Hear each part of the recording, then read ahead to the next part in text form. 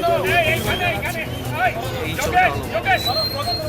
বন্দে মাতরম, বন্দে মাতরম, বন্দে মাতরম, বন্দে মাতরম। বাবা এক দাবি এক, বাবা এক দাবি। আরজিকর হাসপাতালে মহিলা চিকিৎসককে নৃশংসভাবে খুন করে হত্যার প্রতিবাদে গোটা রাজ্যের পাশাপাশি আলিপুরদুয়ারেও বিক্ষোভ প্রদর্শন করে পথ অবরোধ করল জেলা বিজেপি নেতৃত্ব। শুক্রবার দুপুর 3টে থেকে আলিপুরদুয়ারের চৌপতিতে পথ অবরোধ করে বিক্ষোভ দেখায় জেলা বিজেপির কর্মীরা। রীতিমতো টায়ার জ্বালিয়ে বিক্ষোভ প্রদর্শন করে বিজেপি কর্মীরা। এদিন চৌপতিতে আগে ভাগে পুলিশ মোতায়েন করা হয়েছিল পুলিশ প্রশাসনের পক্ষ থেকে। এই পথ অবরোধের ফলে রাস্তার দুপাশে প্রচুর গাড়ি আটকে যায়। দীর্ঘ 1 ঘন্টা ধরে চলে এই পথ অবরোধ। এছাড়াও এদিন এই পথ অবরোধে নিজে উপস্থিত থেকে নেতৃত্ব দিতে দেখা গিয়েছে সাংসদ মনোজ টিক্কাকে। যদিও বিজেপির এই কর্মসূচিকে ঘোলা জলে মাছ ধরা বলে কটাক্ষ করেছে তৃণমূল কংগ্রেস। স্বাভাবিকভাবেই আরজিকর কাণ্ড নিয়ে গোটা রাজ্যের পাশাপাশি তোলপাড় আলিপুরদুয়ার জেলাতেও।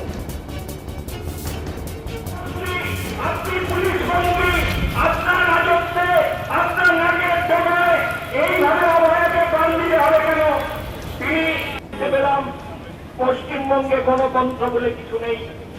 আপনি যে কোনো অফিস আদালত, স্কুল, কলেজ, বিশ্ববিদ্যালয় পেলাম, আজকে আপনার মেয়েটি সুরক্ষিত আছে, আপনার স্ত্রী সম্মানহানি হয়নি, এই ভেবেই যদি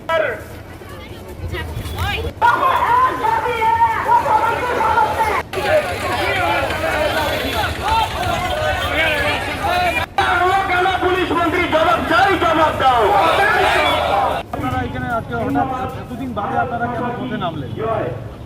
না দেখুন, এতদিন না পশ্চিমবঙ্গতে সবসময় আমাদের আন্দোলন আছে, এটা নিয়েও আন্দোলন হয়েছে, আজকেও আন্দোলন হচ্ছে। এবং আজকে শুধু আলিপুরদুয়ার না, সারা পশ্চিমবঙ্গে প্রত্যেক জেলা হেডকোয়ার্টার এবং প্রত্যেক বিধানসভাতে এই ধরনের 2টো থেকে 6টা অবধি আমাদের এই অবস্থান বিক্ষোভ চলতেই থাকবে। এবং আমাদের দাবি আছে যে ঘটনা আরজিকর হসপিটালে ঘটেছে, তারা যারা অরিজিনালি যারা এর সাথে যুক্ত আছে তাদেরকে গ্রেপ্তার করতে হবে। এবং আমাদের এক দফায় দাবি আছে যে যিনি পুলিশ মন্ত্রী, স্বাস্থ্যমন্ত্রী এবং রাজ্যের মুখ্যমন্ত্রী, ওনাকে অবিলম্বে পদত্যাগ করতে হবে। মুখ্যমন্ত্রী এই যে আরজিকরের যে সেদিন এই রাত্রিরে 14ই আগস্ট রাত্রিরে যে হামলা হয়েছে, সেই হামলাটা দায়ী করছেন ডিওয়াইএফআই এবং বিজেপির কর্মীদের বিরুদ্ধে তিনি আঙুল তুলছেন। মুখ্যমন্ত্রী বলছেন যে তারাই নাকি আরজিকরে গিয়ে ভাঙচুর করেছে। না, আপনারা সকলেই জানেন যে এই ঘটনা ঘটার পরে সেখানে কিছু কনস্ট্রাকশন ওয়ার্ক ভাঙা হচ্ছে। যে প্রমাণগুলো ছিল সেই প্রমাণগুলোকে লোপাট করার জন্যই সেখানে কিছু কাজ হচ্ছিল। আপনারা জানেন যে ঘটনা ঘটেছে আরজিকরে, সেখান থেকে চোখ ঘোরানোর জন্যই মানে পরিকল্পনা মাফিক তৃণমূলের যারা গুন্ডা বাহিনী আছে তারাই আরজিকরে হামলা করেছে এবং ভাঙচুর চালিয়েছে। যদি অন্যরা করতো তাহলে তো দেখবেন যে তাহলে পুলিশ ওইখানে কি করছিল, পুলিশ আধ ঘন্টা 1 ঘন্টা সেখানে দাঁড়িয়ে দেখছিল। তার মানে পরিকল্পনা মাফিক টিএমসির যারা গুন্ডা বাহিনী আছে তারাই সেখানে হামলা চালিয়েছে, যাতে পশ্চিমবঙ্গের মানুষ, ভারতবর্ষের মানুষের চোখ ঘোরানো যায়, তারই পরিকল্পনা মাফিক বর্তমান রাজ্য সরকার এবং টিএমসি করেছে। এটা বলছি যে তৃণমূল কংগ্রেস বলছে যে আপনারা এই ইস্যুকে কেন্দ্র করে ঘোলা জলে মাছ ধরতে চাইছেন।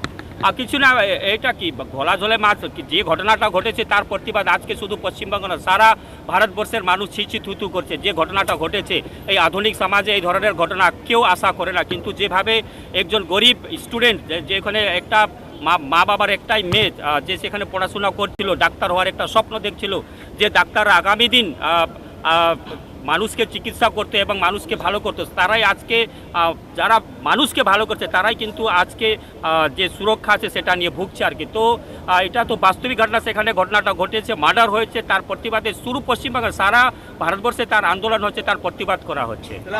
মুখ্যমন্ত্রীর পদত্যাগই চাইছেন একদম, যিনি স্বাস্থ্যমন্ত্রী, পুলিশ মন্ত্রী এবং মুখ্যমন্ত্রী, ওনার সবাই আশা করেছিলেন যে একজন মহিলা মুখ্যমন্ত্রী, পশ্চিমবঙ্গের মহিলারা সুরক্ষিত থাকবে, কিন্তু একাধিক ঘটনা ওনার মুখ্যমন্ত্রী থাকাকালীন হয়েছে।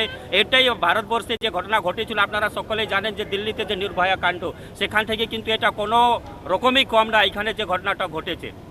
একটা বিষয় যে আজকে তো সিসিসির তরফে এই বিরোধিতা করে কিন্তু আজকে হরতাল ছিল, কিন্তু আপনারা সেই হরতালের সমর্থন করলেন না। না, দেখুন, হরতাল বিভিন্ন পলিটিক্যাল পার্টি নিজের মতন যেভাবে কর্মসূচি আছে, আমাদের কর্মসূচি আছে, কর্মসূচি অনুযায়ী আমাদের দলগতভাবে যেভাবে আদেশ আছে সেভাবে আমরা নিজের কর্মসূচিতে অংশগ্রহণ করেছি।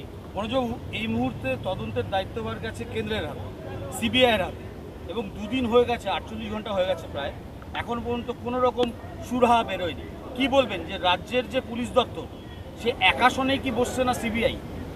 আর দেখুন, রাজ্য সরকারকে সহযোগিতা করতে হবে।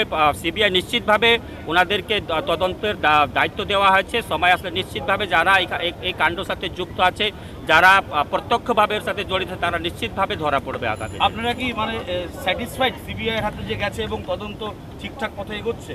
নিশ্চিতভাবে সিবিআই তদন্ত আমাদের সর্বোচ্চ যেখানে ইনকোয়ারি হচ্ছে নিশ্চিতভাবে সেখান থেকে দুদিন হয়েছে। নিশ্চিতভাবে যারা এর সাথে যুক্ত আছে, সিবিআই যে কাজ দেওয়া আছে সেই কাজে সফলতা অর্জন করবে। আমরা নিশ্চিতভাবে অবশ্যই ভরসা রাখছি। তার মানে এই ঘটনার কিনারা হবে সিবিআই হাতে? অবশ্যই কিনারা হবে, কেন হবে না? অনেক বড় বড় ঘটনার কিনারা হয়েছে, এই ঘটনারও কিনারা হবে। আলিপুরদুয়ারে বিজেপির পক্ষ থেকে বিক্ষোভ প্রদর্শন করা হবে আরজিকর কাণ্ড ইস্যু, কি বলবেন সেক্ষেত্রে? না, গণতান্ত্রিক দেশ বিক্ষোভ করবে এটা নিয়ে বলার কিছু নেই, কারণ যে ঘটনা ঘটেছে অত্যন্ত নিন্দাজনক ঘটনা, নৃশংস ঘটনা। আমি সেই ডাক্তার যে মেয়েটি আমাদেরকে ছেড়ে চলে গেছে তার আত্মার শান্তি কামনা করি, তার পরিবারকে সমবেদনা জানাই। একটা কথা বুঝতে হবে, দুষ্কৃতির কোনো জাত হয় না, দুষ্কৃতির কোনো দল হয় না। অত্যন্ত নিন্দাজনক ঘটনা এবং নির্মম ঘটনা। আমাদের ঘটনার পর সরকার যেভাবে এগিয়েছে, পদক্ষেপ গ্রহণ করেছে এবং এটাও বলেছে যদি আপনাদের না হয় তাহলে আপনারা সিবিআই তদন্তে যেতে পারেন। সিবিআই তদন্ত করছে। একটা স্পর্শকাতর ইস্যু, কেউ কেউ চাইছে ঘোলা জলে মাছ ধরতে এবং সরকারকে অস্থির করার একটা প্রচেষ্টা অলরেডি শুরু হয়ে গেছে এবং কারো কারো দ্বারা কোনো ঘটনার দ্বারা তারা অনুপ্রাণিত হচ্ছে আমাদের মনে হচ্ছে। এটা ঠিক নয়।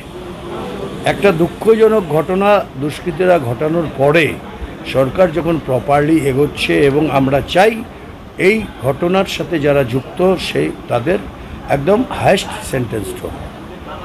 মাননীয় মুখ্যমন্ত্রী নিজে বলেছেন পুলিশকে কাজ করতে দিতে হবে বা ইনভেস্টিগেশন এজেন্সিকে কাজ করতে দিতে হবে এবং এর পেছনে যারা রয়েছে তাদের দৃষ্টান্তমূলক শাস্তি দিতে হবে।